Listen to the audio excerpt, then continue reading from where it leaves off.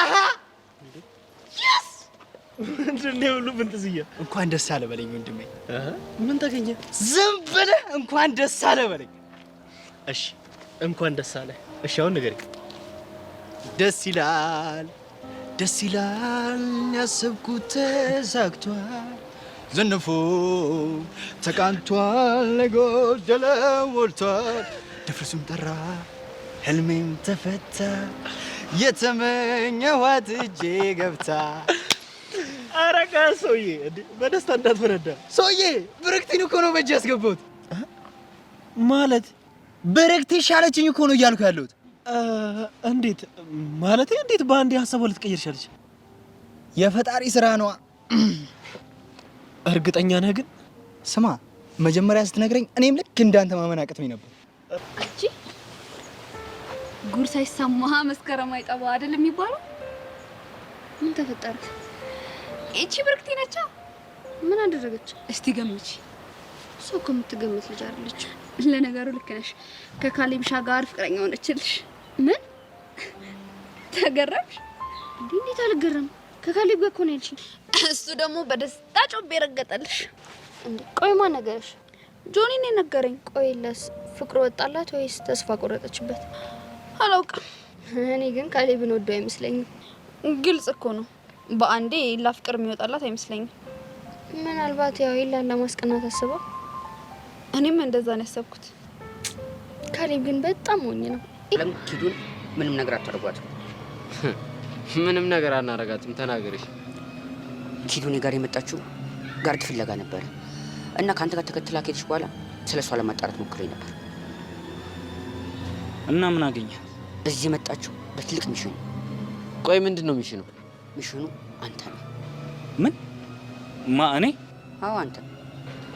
እስኪ ግልጽ አድርገው አንተም በጥብቅ የሚፈልግ ሰው አለ ማን ወንድም ምን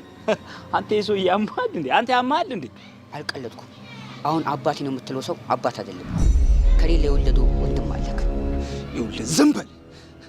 ጀግኑ አባቴ ነው እሺ እኔ ሌላ አባት የለኝም አራሽ አንተ ተረጋጋ ሰርካል ቀጥል ሰውየው ለምንድን ነው የሚፈልገው ሲመስለኝ አንተን አባት ጥሎ ከሄደ በኋላ በጣም ሀብታም ሆኗል አሁን ግን በጠና ታሟል እና ሙሉ ሀብቱን ደግሞ ባንተና በወንድም ስም አድርጎታል ሰርካር ዝም በል አልኩ እኮ ዝም በል በቃ እና ወንድም አንተ ሲፈልግ የነበረው ሙሉ ለሙሉ ሀብቱን ለራሱ ለማድረግ ነው እና ኪዱ እዚህ ሰፈርም የመጣችው ለዛ ነው ምን እኔ አላምን ይሄን ደግሞ እንድታብራራልህ ከፈለክ ሩትን እጠራታለሁ ሩት ኪዱን ስንከታተላት ያዝናሽሽ ናት እና ስናስፈራራት ነው ሁሉን ነገር የነገረች እኔ እሷንም ማንንም ማመን አልፈልግም ይወላሽ አንቺ